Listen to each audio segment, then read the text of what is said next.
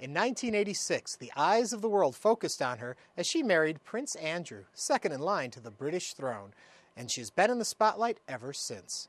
After giving birth to 2 children and enduring a turbulent time with the royal family, which preceded a very public divorce, she regrouped and reinvented herself. From author to philanthropist to Weight Watchers spokesperson and now film producer of the epic love story The Young Victoria, she has found personal and professional success. Hello, I'm Ernie Manouse. Coming up on Interviews, our conversation with the Duchess of York, Sarah Ferguson.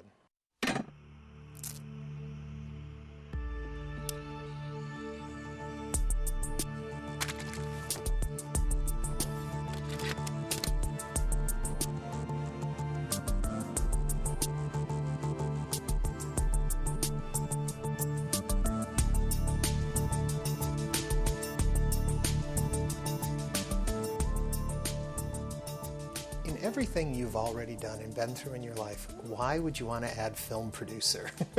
Well, I was passionate about Victoria and Albert when I was 17 years ago. I wrote with Benita Stoney 2 history books when Andrew went to sea. And I saw, just after we got married, my deal was that I was marrying my man, who happened to be a prince and a naval officer. And what I got was not the man, I got the palace, and didn't get him. And the courtiers came to say to me that I had to go to Buckingham Palace and he went to sea. And I saw him for the first 5 years of our marriage. I saw him 40 days a year. So I think that I immersed myself in the love story of Victoria and Albert. And I went to study in the Royal Library, and I went to really immerse myself in it. And in doing that, I realised there's such a profound love, and that love is ageless. And it's no matter that Young Victoria is a history piece, it is in fact, love is ageless. And in doing it, I realised that all of the wealth of her letters, her diary, everything, it should be that we must remember her as this beautiful young woman who's totally took over the country at 18 and ruled it for all the years, the longest ever reigning monarch, until I think the King of Thailand probably beats her now. And how did she manage to do it? And so it had to be told, and no one had ever put it on the big screen. So with my passion for the love, and I'm a big romantic, that's why I'm now a producer at Hollywood. Is the pressure there that, as you say, putting it on the big screen, this is going to be the go-to piece now? When people wonder, what was Victoria like when she was young, they're going to look at this film. Is there an added pressure there to make sure it's not your perception of what it was like, but that historically you remain as accurate? No, not at all. Guess why? Why? I got the best. Julian Fellowes, without any shadow of doubt, he wrote it. He wrote Young Victoria. So if anyone wants to say anything, go to him. And Alistair Bruce is a great friend of mine, and Rupert. Rupert Friend. No, and Julian Fellowes, and Emma, his wife. And Alistair Bruce was the man who works at the College of Arms. So every single thing, the banqueting table, the way they address each other, the clothes, the costumes, everything, he had a look at. He had a hand in. So if anyone says anything, go to him and Julian Fellowes. That's them. I've heard you say, actually, that there is one thing that isn't historically accurate, but you weren't saying what it is. Have you? Well, I can't because then people won't go and watch the movie.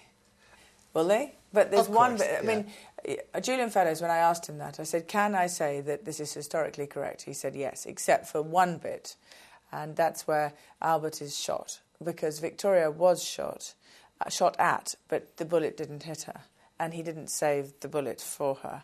But so that's the only bit, but it is fairly true. It's based on the truth, because she was shot at.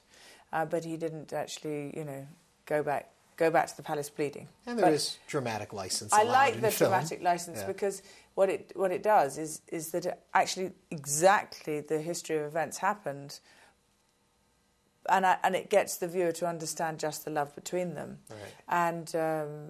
And there was no complacency of their love after that moment. Now, you've written about the Queen before. Seeing the film, do new things come to you? Do you realize new things about this woman? Well, luckily I'm not a historian. I'm just a passionate romantic who is delving into the diaries of a woman that was so kind and brilliant to chronologically write the events for us. So what I enjoy enormously about this is that it it takes me to another place. It allows me to be in the realms of magic and history, but it changes my day really when I think about her. But everybody else is the historian. Yeah. You know, so when I watch the movie, yes, of course, I see every single time new things. And Jean-Marc Vallée, who directed it, says the same. And when everyone's left the cinema, we both are still sitting there going, oh, isn't that nice? Isn't that good? And I think that's really the great thing, is that every single time I see it, I want to cry. I'm so proud. Yes, I'm so proud. And Beatrice and Eugenie are so proud. And the greatest moment for me, and actually all my life, I've always been like this. When anyone pays me a compliment, I always say, oh yeah, I have a good hairdresser, or I have a good stylist, or, you know. I taught my way round that I actually have done it. And when I stood on the pavement in London and saw Emily Blunt on the red double-decker bus go by, it really felt very extraordinary that the acorn has risen into an oak tree, and that one of my dreams has happened. Right. For a lot of people who hear producer, they might think, well, she wrote the check. Mm-hmm. But you were a lot more involved. This was your baby. Oh, I didn't write the check. Yeah. I went to my lovely friend Tim Headington in Dallas, and he is a great man. And I said to Tim, can you help out? I really want to do this movie. And he introduced me to Graham King. And then Graham said, well, if I'm going to do it, you've got to work for it. So you've got to work for your producer title. And so I had to really put in some major time. My job was to talk about it. My job is to help them with locations and make sure that the castles and the houses were all open to them, locations, and really just to make sure that Alistair Bruce and the history, and it was really a team event. We are a family. Yeah. But the greatest moment when it premiered in Los Angeles was when I came down the stairs and I just looked at Graham and said, thank you so much. Yeah. And he said, it is once in a lifetime, isn't it? It's a feeling of once in a lifetime. Will you do another film? Well, he asked me to come and see him. He said, let's make the sequel. So I hope to go back to see him in the next few weeks and see what's next on the agenda. Yeah. I think it's very important because I think Albert's story is incredible, really. I mean, in 21 years he achieved so much. So much of what we know now in Britain. The sewage works, how the streets were enlarged because he said two carriages should go by, not just one. He really sort of had such a great scientific infrastructure in his head, how he saw things, like the Great Exhibition. And I think that would be interesting. Do you think the film plays differently to the American audience than to the British audience because of our knowledge of history? No. No? Absolutely not. It's basically Scarlett O'Hara and Tara. And this is Victoria and Albert and Osborne House or Windsor Castle. It's the same thing. It's just a profoundly fabulous love story. But this one's real. Do you see much of yourself in the character? I learned from Victoria endlessly. I learned from the fact that she was steadfast. She was so young, 18 years old. She took the throne. She had to deal with men all the time. She dealt with the courtiers, like in the scene where there's the chess game, right. And he says you have to learn how to play them. And I think that a lot of both Andrew and I, both of us say now, is if we could go back, we would definitely play it differently. And we should have learned how to play the chess game differently at 23. And maybe we would have, still been together because we would have said no to being separated just after our wedding. Do you think anybody learns, though, to play it? You see in this film, you see your own experience. It seems like that's just the way it keeps going. I think in hindsight, that's the trouble when we get older. But I don't think it's about age. I think it's about the journey that we decide to, what we're doing here. And I think in my case, which I'm not going to generalise, so in my case, I think I've learnt to be much calmer and not quite so spontaneous, although it's still there. Nothing much changes, you're right. When people talk about all that you do, what I've often heard you say back is that you just have an amazing amount of energy and you need somewhere to funnel it, so it's all of these works. Yeah, I have energy and I have a passion for life. I find joy every minute of the day. I try to. And I think thought is form. So if my thoughts are of negative, it doesn't really achieve anything. So there was one quote in a movie the other day I watched about a history movie, and there was a pope saying something, and he said, "Blessed are those that are full of joy, because joy in the hearts comes from God." And I think about that. I think, why shouldn't we be joyous at what we've got? Mm-hmm. There have to be days, though, that you have to work at being joyous. What are advice you can give to people? Well, the first thing is that you can change your thought. You can actually change your day. You can. You can decide to do it. That's if, obviously, if you're under intense adversity, through you've lost your job and you don't know how to put food on the table, or you're in Afghanistan faced with a bullet, right, or that you are just had a car crash and you're in a wheelchair. You know, there are. I'm saying in general, with our regular adversity, we must change our thoughts in order to honour the people who are suffering from all the things that I just said. We owe it to them. And my grandmother said to me, when you feel bad about yourself, when there's really nothing to feel bad about, then go and give to charity and go and see how other people live. And then you'll soon shut up. And even me just telling you that story has made me think, yep, come on, Sarah, wakey, wakey, you know. There, at this very moment, there are, well, I mean, we know that one mother every minute dies in the world, right now, just from poor child care and not having the hospital care. And we've got so much to do. So I think anyone watching right now, just stop for a minute, take a breath, look up and go, whoa, I've been complacent with my day. You know what? I'm lucky. Mm-hmm. And if you're not lucky, then make a change or see how best to get help and seek help to make a change. But where do you find the time? And I ask this because sometimes I have things before me and I say, oh, you know, I can't worry about all these things. I just need to do one thing to get it done right. But yet you have multiple charities and multiple works you're doing all at the same time. How do you balance it? How do you prioritize it? I don't prioritize. I don't at all. I have a fantastic organisation called Children in Crisis, and it has a CEO and it has a trustees that run it. What I do is tend to try and give money towards to do the job. So yesterday we sent 100,000 to Kabul for our school in Kabul, and I noticed that the Americans are really stepping up and really supporting the people over there.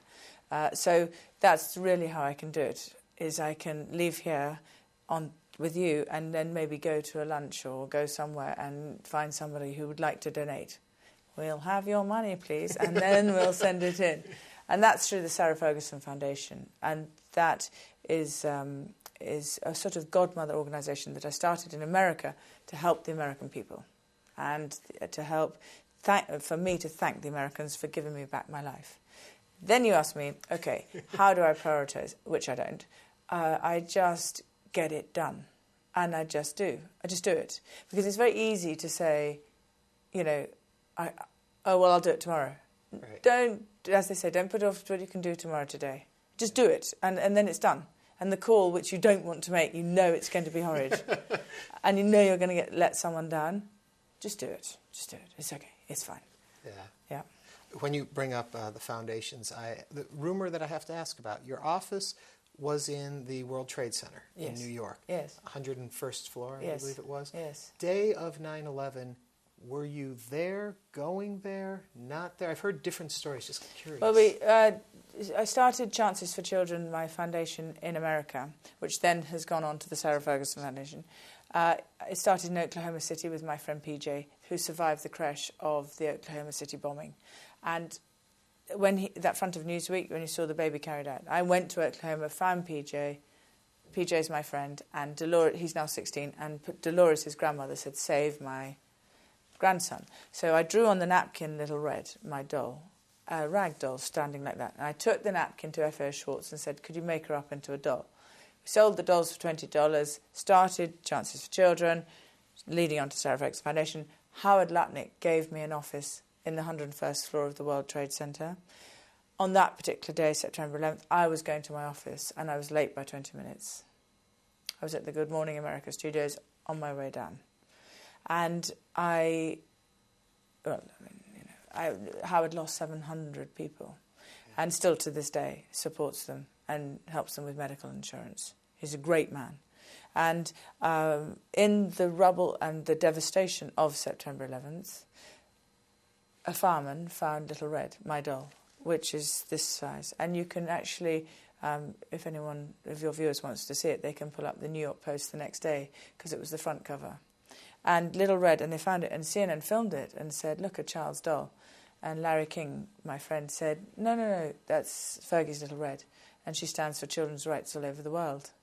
And so I saw that as a way of saying to the American people, never give up on you. You know, you've led with compassion all over the world. Mm-hmm. And I feel like a closet American because they really gave me my girls back. Because by you giving me the confidence to live, then my girls got their mum. And the British, you know, it's because the British press had really done a good job at tearing me down. I thought I was that worthless. Yeah. And the Americans said to me, no, you're okay, you're with us. And that Little Red symbolises my gratitude to you, because she fights on and she's a survivor. When you're in a moment that you're that close, missing what happened by 20 minutes, is there some, and I almost want to say survivor's guilt, is there something you go through after that think, there must be more meaning here, there must be a reason why? Does any of that play out with you? All the time. Yeah. All the time. I think the greatest ever message to anyone, or to what I do, is just get out of my own way. If only my ego could get out of their own way trying to fix everything, and just let the great universe be what we are. We are all here for a reason. You're here doing what you do because you're meant to. It's no good you trying to think you have a will, you can change it, but it's all up there in astrology and the stars, and it's all written. If we could just shut up and get out of our way, because we're so human, you know. But I do know that I must have... Why did Prince Andrew marry me? You know, he could have married anybody. Lovely model, had hundreds of models chasing him. But he married funny old me. And, you know, it's because it was meant to be, you know. Yeah. Sometimes it is difficult to... when people are taken away from us or we go through this pain, because why would that be? If God was truly God, then why is that happening? But at the end of the day, we just have to accept it. It is the way it is. And so that gives me great strength. Great strength. In the movie, Victoria goes from being pretty much closed in, shut down, kept away from everyone, to being, as they say in the press notes, the most famous woman in the world in a matter of hours, basically, when it happens. For you, a similar thing. You're just Sarah. All of a sudden, you're in the media spotlight. How do you handle that shift? How did she handle it? How did you handle it? Well, I think that's why I like to read so much about Victoria, because it is fascinating. How on earth did she manage? Now, she'd had 17 years, not sharing her toys with anyone. She didn't get any real love, no male love. She didn't know how to... All she knew, she was queen, and that was it, you know. Yeah. And you see in the film one moment when she goes, I'm queen, you will not leave the room, Albert. You'll do as you're told. And he goes, oh, yeah, all right, I'm out of here.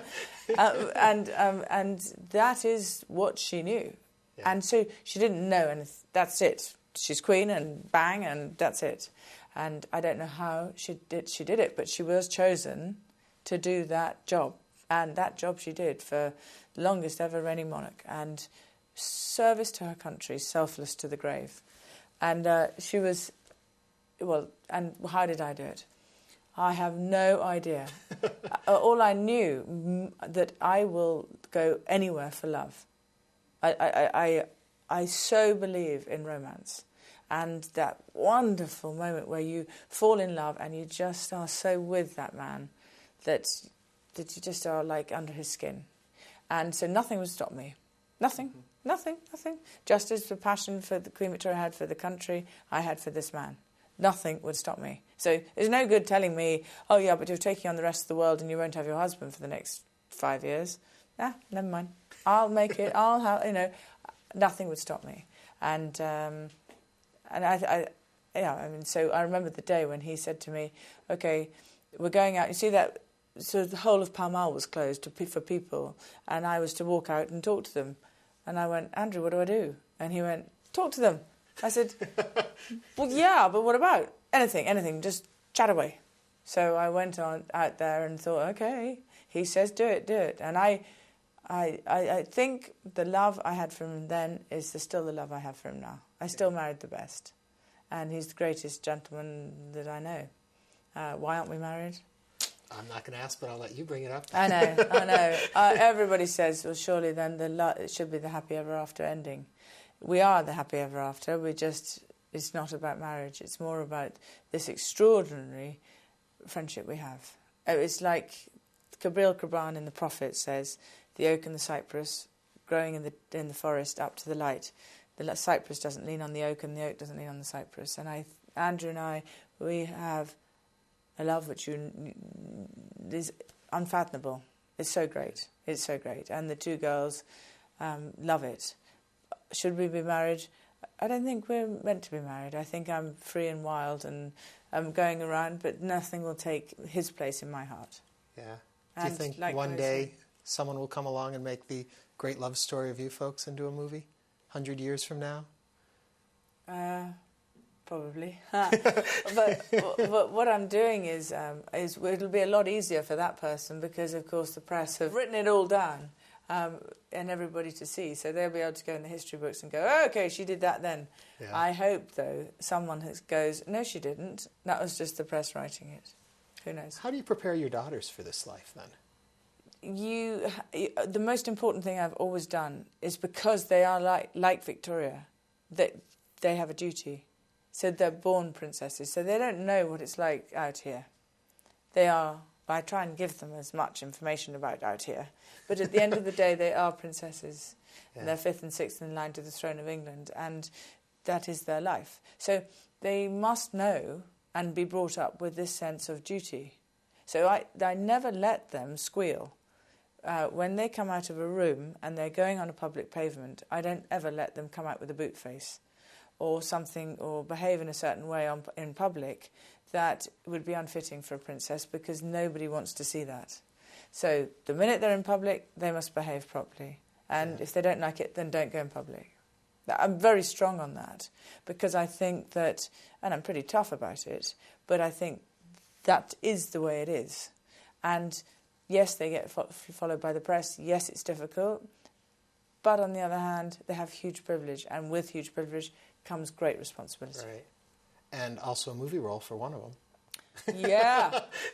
Yeah. For people who are wondering how the girls turned out, one of them's in the film. She is. She's in the coronation scene, and she's the lady in waiting. So the fifth great granddaughter of Queen Victoria is a lady in waiting in the movie to Emily. Yeah. So it's very exciting. I mean, she loves every moment of it. And but usually was at boarding school, so we couldn't take her out to put her on set. So she's like, great, I'm not in it. But maybe she can be in the next one. Yeah. Yeah. Is this the beginning of a new career for Beatrice, maybe? No. No? No. No interest? Beatrice is at studying history, reading history at university, 21 years old. And she's absolutely fanatical about it. She loves it. If she wants to be an actress later on, then great, I support her. But she doesn't. She's not at the moment. She's really into her history books. Yeah. And Nuge is at Newcastle.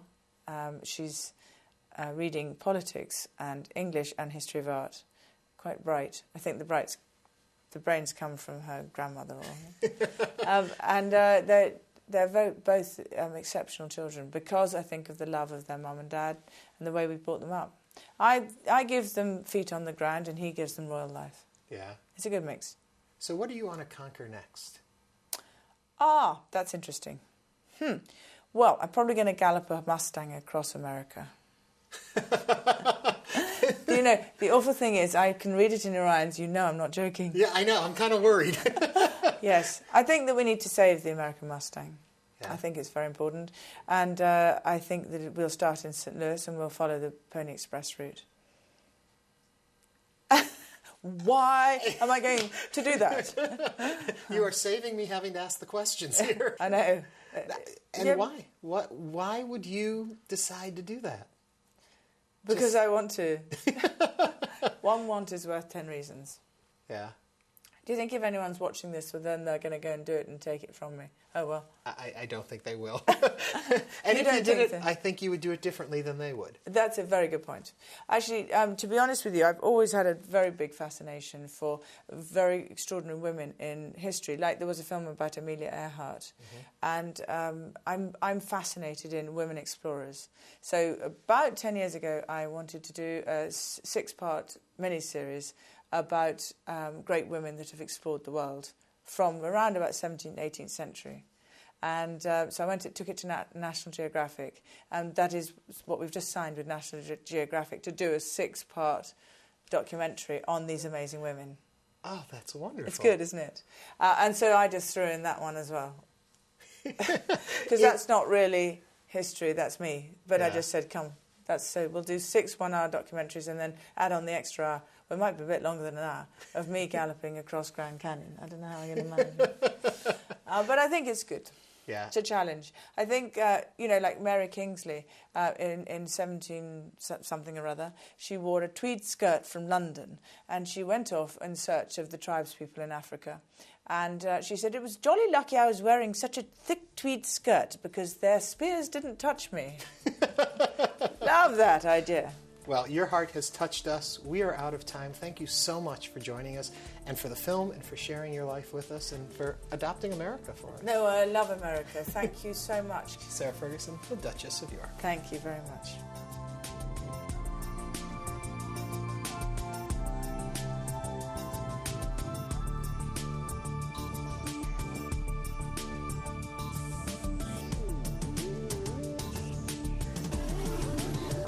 To order a DVD of this or any episode of Interviews, please visit HoustonPBS.org.